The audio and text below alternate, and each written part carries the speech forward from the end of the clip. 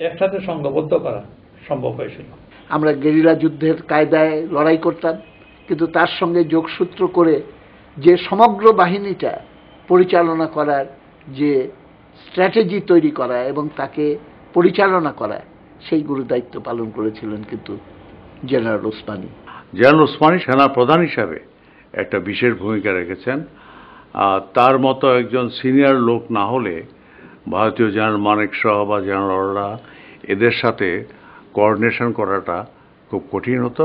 সেদিক দিয়ে আমি বলবো যে উনি থাকাতে আমাদের এই কোঅর্ডিনেশন অনেকটা ত্বরান্বিত হয়েছে এবং আমরা দ্রুত সমাধান করতে পেরেছি। জেনারেল ওসমানী সাহেব অত্যন্ত যুক্তিবাদী মানুষ ছিলেন, কিন্তু ওনার যে পয়েন্ট সেগুলো সবসময় উনি অ্যাসার্ট করতেন। পার্টিকুলারলি ডিসিপ্লিনের ক্ষেত্রে উনি খুব আনকম্প্রোমাইজিং ছিলেন এবং সেই বিষয়গুলো নিয়ে কোনো কোনো সেক্টর কমান্ডারের সাথে তার মতের অমিল ঘটলেও আলটিমেটলি সেগুলো রিজলভ হয়েছে এবং মাননীয় প্রধানমন্ত্রী তাজউদ্দিন আহমদ সাহেব এ ব্যাপারে খুবই পজিটিভ রোল প্লে করেছেন।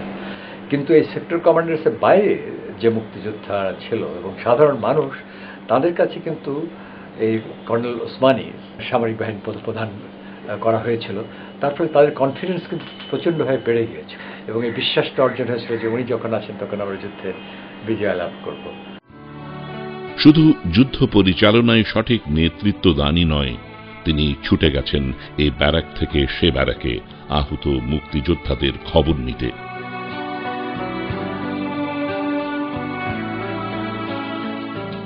একদিন আমাদের হসপিটালে উনি এলেন। ওনার সঙ্গে ছিলেন ইস্টার্ন কমান্ডের chief lieutenant general Jagdish Singh Arora, lieutenant commander Rahmatullah, sector commander M A Jalil. General Osmani সাহেব প্রতিটি মুক্তিযোদ্ধার সঙ্গে উনি ব্যক্তিগতভাবে তাদের ভালো মন্দের খোঁজ নিচ্ছিলেন। একসময় উনি আমার কাছে এলেন, আমি আমার ভালো মন্দ সুবিধা অসুবিধার কথা ওনাকে বললাম। এক পর্যায়ে আমি তাকে জানালাম যে স্যার, আমার পা শুকিয়ে গেছে, কথা ছিল যে গত 15 দিন আগে আমাকে পাঠানোর কথা ছিল পুনায় আর্টিফিশিয়াল পা লাগানোর জন্য, কিন্তু বিষয়টি এখনো ঝুলে আছে, আমাকে পাঠানো হচ্ছে না। সঙ্গে সঙ্গে উনি পরিবর্তিত হয়ে গেলেন এবং ওনার এই পরিবর্তিত মুখ দেখে সঙ্গে সঙ্গে জেনারেল অরোরা ওনার কাছে ছুটে এলেন। বললেন স্যার বিষয়টা কি? উনি জানালেন যে আমার এই মুক্তিযোদ্ধার পা শুকিয়ে গেছে প্রায় 1 মাস হলো, তাকে পুনা পাঠানোর কথা আর্টিফিশিয়াল পায়ের জন্য, কিন্তু এখনো সেটা পাঠানো হচ্ছে না। কেন সেটা আমি জানতে চাই। উনি বললেন যে স্যার অসুবিধা নেই, আমি ব্যবস্থা করছি। এবং সত্যি সত্যি পরদিন আমাকে পুনা পাঠানো হয়েছিল। 9 মাসে একটা দেশের মুক্তিযুদ্ধকে সংগঠিত করা, পরিচালিত করা, প্রশিক্ষণ করা এবং মিত্রবাহিনীর সাথে সহায়তায় সেই বাহিনীকে, পাকিস্তান বাহিনীকে পরাজিত করা, তাতে তার সফল নেতৃত্বেরই বহিঃপ্রকাশ হয়। কেন উনি 16 ডিসেম্বর আসলেন না? ওনার স্পষ্ট কথা, nothing less than general Manekshaw, মানে মানেকশ নেই তাহলে আমি যে কি করব, সেই জায়গাটা কিন্তু আসলে দেখার বিষয়। কারণ ওই প্রাইডটা অনেকটা এক ধরনের কি বলা হয়, প্রাইডের ব্যাপার আছে, সেই অহংকারের ব্যাপারটা, সেই অহংকারটা আমি মনে করি যে আজকাল দেখা যায় না অতখানি। সেই জায়গায় আমি মনে করি জেনারেল ওসমানী নতুন প্রজন্মের কাছে একটা মডেল হয়ে থাকবেন।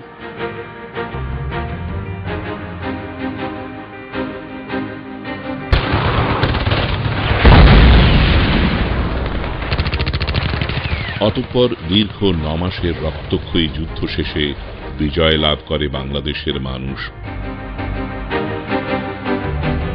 16 ডিসেম্বর 1971 পাকিস্তান সেনাবাহিনী আত্মসমর্পণ করে। পৃথিবীর বুকে জন্ম নেয় আরেকটি স্বতন্ত্র রাষ্ট্র, বাংলাদেশ।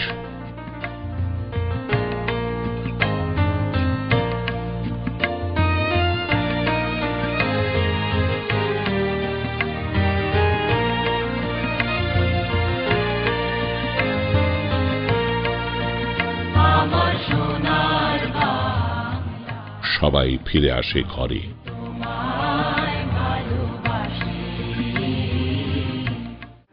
দেশ যেদিন স্বাধীন হয় সেদিন ওসমানী তার জন্মস্থান সিলেটে।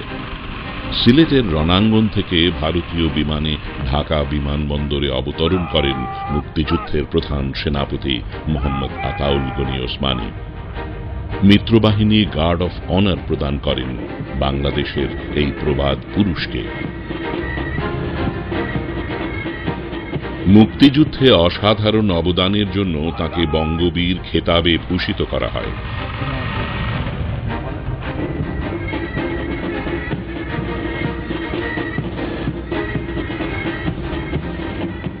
স্বাধীনতার পরেই ওসমানী দায়িত্ব নিলেন 3 বাহিনীর, পেলেন পূর্ণ জেনারেল পদমর্যাদা।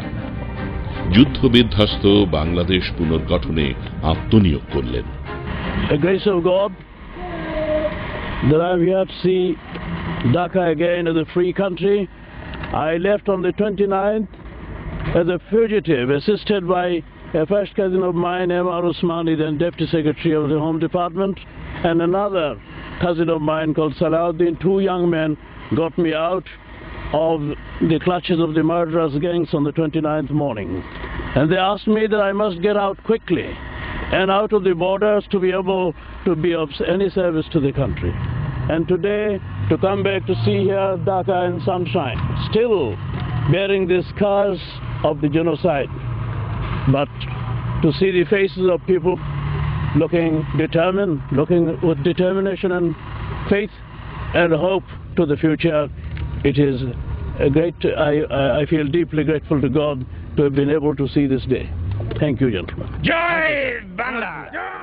সবচেয়ে উল্লেখযোগ্য তো হলো প্রথম যেটা হলো, উনি তো আসলেন যখন, উনি আর্মির মানে কমান্ডার ইন চিফ হিসাবে এখানে ছিলেন, এমপিও ছিলেন, কমান্ডার ইন চিফও ছিলেন।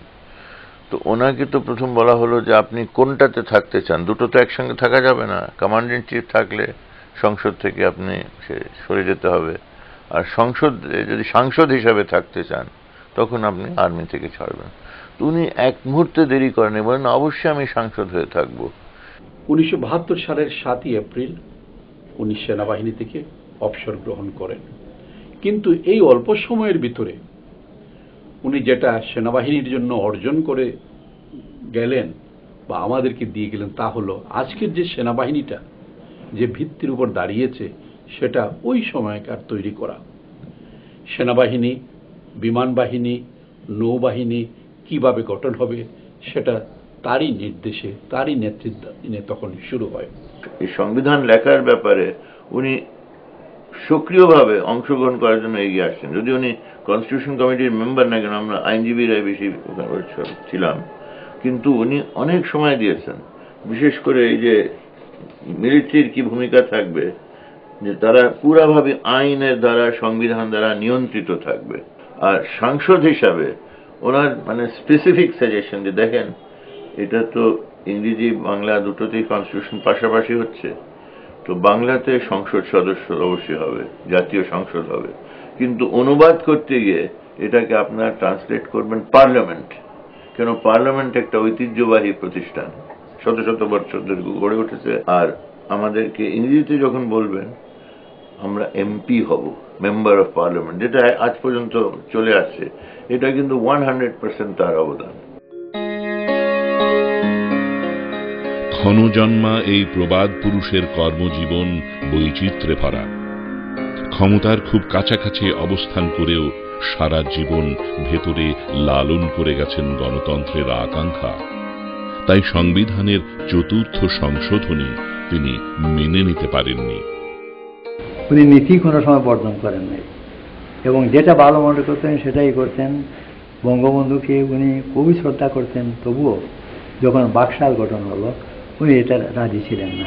বঙ্গবন্ধু যখন একদলীয় শাসন প্রবর্তন করতে গেলেন তখন পার্লামেন্টারি পার্টির মিটিংয়ে, যেখানে সদস্যরা খোলামেলাভাবে আলোচনা করে, সেখানে আমি দেখেছি তার সাহস।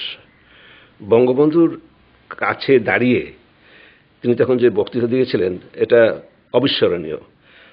একজন সামরিক বাহিনীর লোকের কাছ থেকে গণতন্ত্রের প্রতি এত আকর্ষণ, এত ডেভোশন, এটা সত্যি আমাকে আশ্চর্য করেছে। ব্রিটিশ পলিটিক্যাল যে কালচারটা এক ধরনের ডেমোক্রেটিক পার্লামেন্টারিজমের মধ্যে থাকা, সেটা অনেকটা কঠিনভাবে তার মধ্যে ছিল, যার জন্য যখন আওয়ামী লীগ বাকশালে রূপান্তর হলো তখন তিনি সেখান থেকে সরে দাঁড়ালেন। বঙ্গবন্ধু তাকে ভালোবাসতেন, তিনিও বঙ্গবন্ধুকে ভালোবাসতেন। দুজনেরই লক্ষ্য ছিল বাংলাদেশের স্বাধীনতা, দুজনের লক্ষ্য ছিল বাংলাদেশকে একটা সুন্দর দেশ হিসেবে গড়ে তোলা। কিন্তু আমরা যখন বাংলাদেশ কৃষক শ্রমিক আওয়ামী লীগ করি, বঙ্গবন্ধু যখন দ্বিতীয় বিপ্লব করে সংবিধান পরিবর্তন করেছিলেন, এটা ওনার ভালো লাগেনি, যার জন্য উনি সংসদ সদস্য পদ থেকে পদত্যাগ করেছেন। সৈনিক কিন্তু রাজনীতিতে খুব বেমানান, কারণ সৈনিকের যে আদর্শ থাকে এটা কিন্তু রাজনীতিতে নাই, এবং উনি রাজনীতিতে নিজেকে মানিয়ে নিতে পারেন নাই, খাপ খাওয়াতে পারেন নাই, এবং মন্ত্রী হিসাবে বা রাজনীতিবিদ হিসাবে উনি সফল হয়েছেন এই কথা কেউ খুব জোর দিয়ে বলতে পারবেন না। জীবনের অনেকগুলো বাঁক পার হয়ে এসেও দমে যাননি গণতন্ত্রের এই সিপাহী। জনগণের অধিকার প্রতিষ্ঠার সংকল্প নিয়ে দেশ কার দেশ কার জনতার জনতার স্লোগানকে হৃদয়ে ধারণ করে 1976 সালে প্রতিষ্ঠা করেন জাতীয় জনতা পার্টি। জেনারেল ওসমানীর শেষ জীবনে তাকে আমরা একটি রাজনৈতিক দল গঠন করে রাজনীতিতে প্রবেশ করতে দেখি, কিন্তু তখন তার খুব বেশি প্রভাব ছিল না রাজনীতির ক্ষেত্রে, বরঞ্চ তিনি একটু প্রান্তিক এলাকা থেকেই কাজকর্ম যা করার করেছেন। মোটামুটি তার একটা ভালো ধারণা ছিল যে তার যেই অঞ্চলের মানুষ তিনি, সেই অঞ্চলে তার প্রতি একটা বড় ধরনের শ্রদ্ধা আছে। সেই বিশ্বাসটা কিন্তু সবসময় ছিল যে তার একটা লোকাল কনস্টিটুয়েন্সি আছে সিলেটের ব্যাপারে, যদি আমি ওইভাবেই বলি। উনি ইংল্যান্ডকে মনে করতেন যে সিলেটেরই একটা অংশ। আমি মনে আছে উনি বলছেন যে আমার কয়েকটি থানা সংগঠন, যে যখন সংগঠন করলেন যে আমার থানা সংগঠন কয়েকটা আছে বার্মিংহ্যামে, ম্যানচেস্টারে, লন্ডনে ইত্যাদি, আমি সেখানে যে মিটিং করব। তো ওনার সেই আইডিয়া ছিল যে এইসব জায়গা হলো সিলেটের এক একটা থানা। তিনি একেবারে আপাদমস্তক একজন উদার গণতান্ত্রিক চিন্তাধারার মানুষ ছিলেন। জিয়াউর রহমানের সামরিক শাসনের বিরুদ্ধে গণতন্ত্র পুনঃপ্রতিষ্ঠার জন্য সংগ্রাম শুরু হলো। যখন রাষ্ট্রপতির নির্বাচন দেওয়া হলো, আমরা কিন্তু পেয়ে গেলাম কর্নেল ওসমানীকে। জেনারেল ওসমানীকে সামনে রেখে সকলে মিলে আমরা কিন্তু সামরিক স্বৈর শাসনের বিরুদ্ধে এবং গণতন্ত্র পুনঃপ্রতিষ্ঠার জন্য আমরা আমাদের অভিযান পরিচালনা করি।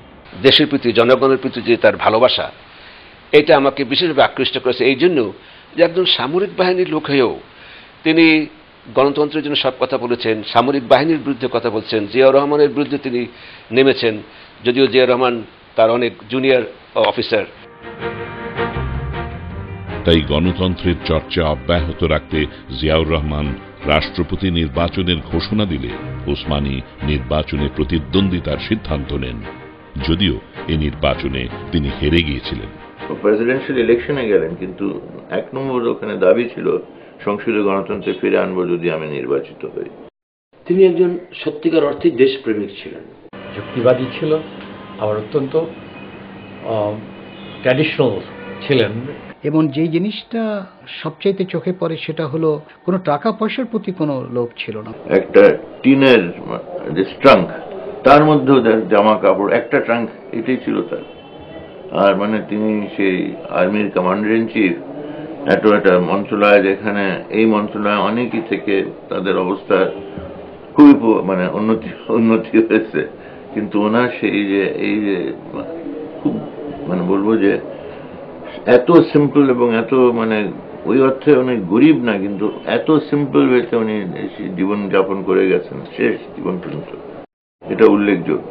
যে জেনারেল ওসমানীর যে দেশপ্রেম এবং তার দেশের মানুষের প্রতি যে কর্তব্যবোধ, সেটি কারো চেয়ে কখনো কম ছিল না। আমার কাছে উনি একটা সাহসী পুরুষ ছিলেন, দেশপ্রেমিক ছিলেন, সাধারণ তার চলাফেরা ছিল, তার সবকিছুই দান করে গেছেন। দান করেছেন, অন্য দানের মধ্যে একটা তফাৎ আছে। দানটা করেছেন উনি সিপাহীদের জন্য।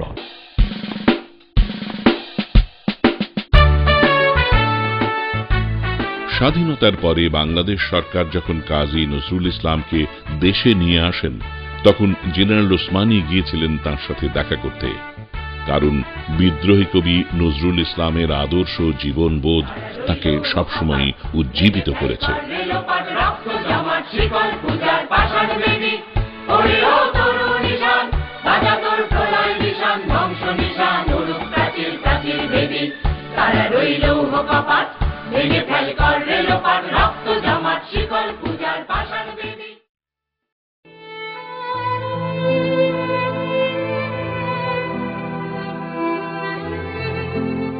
দেশের মানুষের জন্য সব উদ্বেগকে পাশ কাটিয়ে 1984 সালের 16 ফেব্রুয়ারি লন্ডনের একটি হাসপাতালে তিনি চিরবিদায় নেন।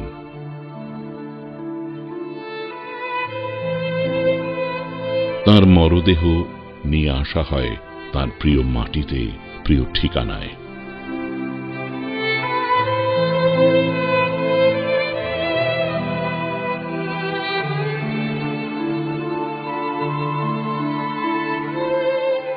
ঢাকা থেকে হেলিকপ্টারে করে তাকে নিয়ে যাওয়া হয় তাঁর জন্মভূমি সিলেটে।